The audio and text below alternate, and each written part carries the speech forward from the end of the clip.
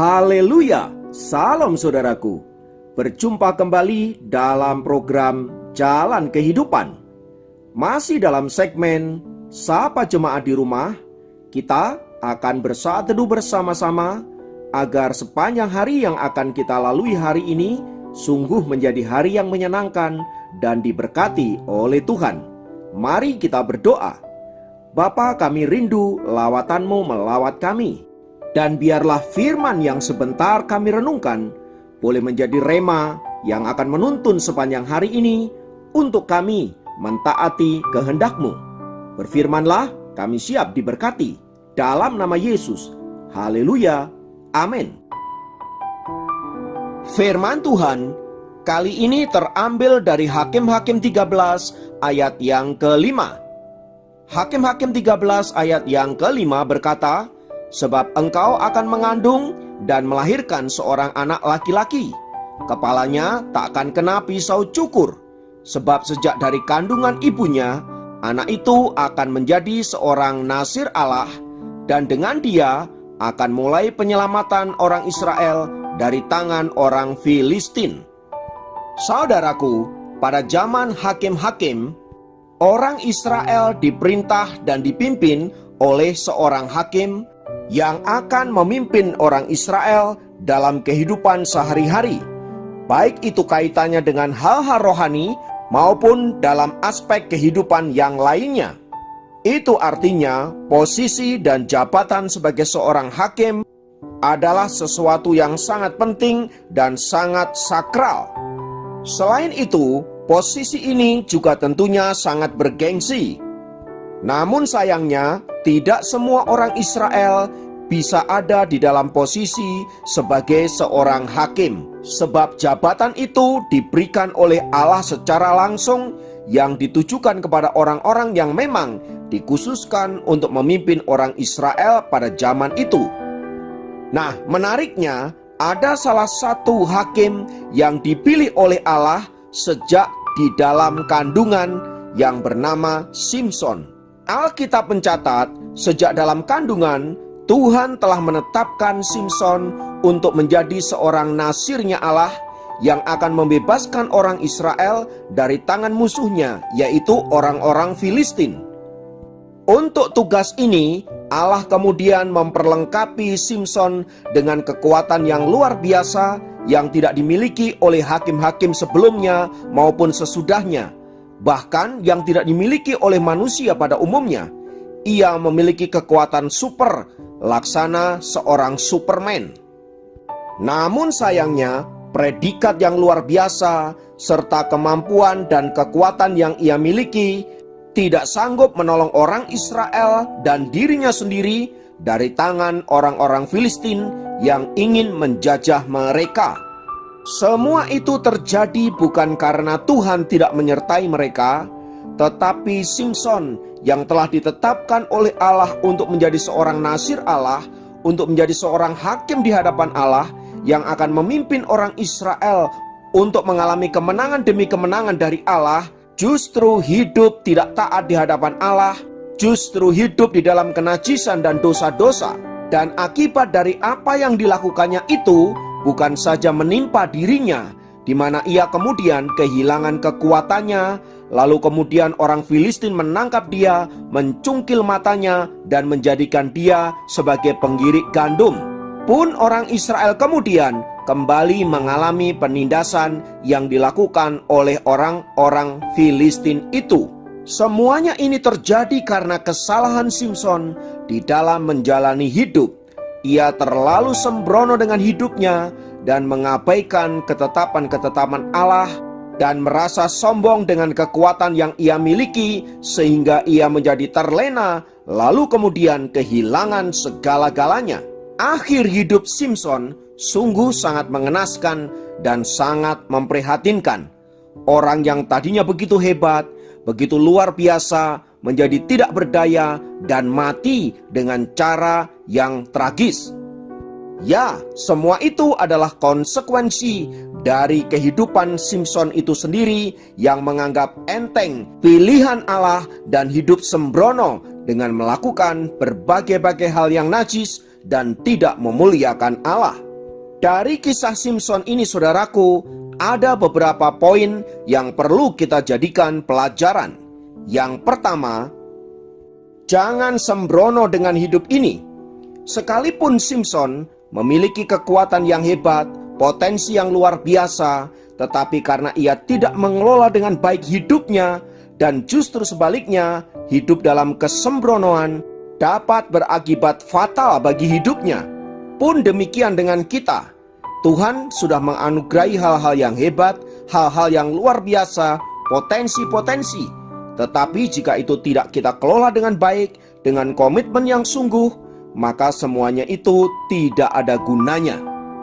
Karena itu, jangan sembrono dengan hidupmu, melainkan hiduplah di dalam on the track-nya Tuhan.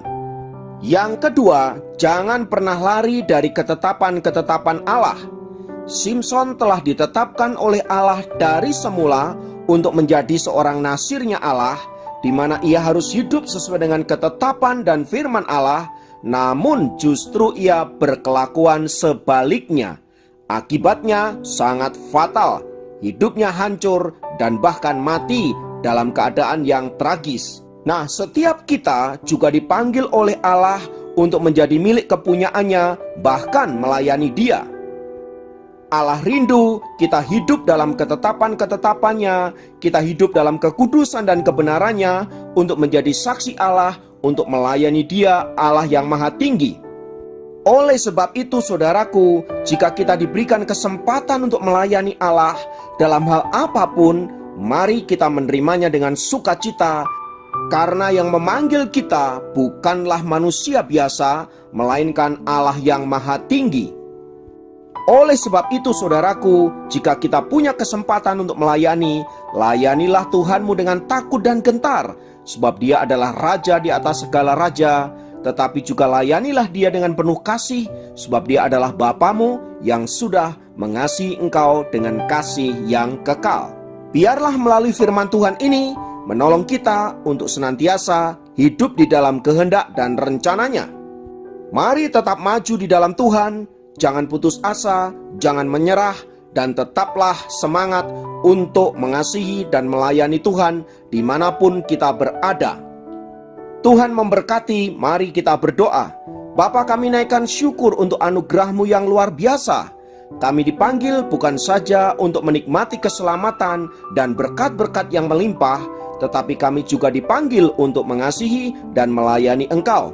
Dan dalam segala aspek kehidupan kami, ajar kami untuk senantiasa menyerahkannya kepada Tuhan dan mengelola berkat-berkat Tuhan dengan baik, supaya olehnya kami boleh semakin dipakai Tuhan menjadi alat yang dahsyat dan luar biasa. Berkati hidup kami dimanapun berada dan apapun yang sedang kami kerjakan, biarlah memuliakan nama Tuhan. Di dalam nama Yesus kami berdoa, haleluya, amin.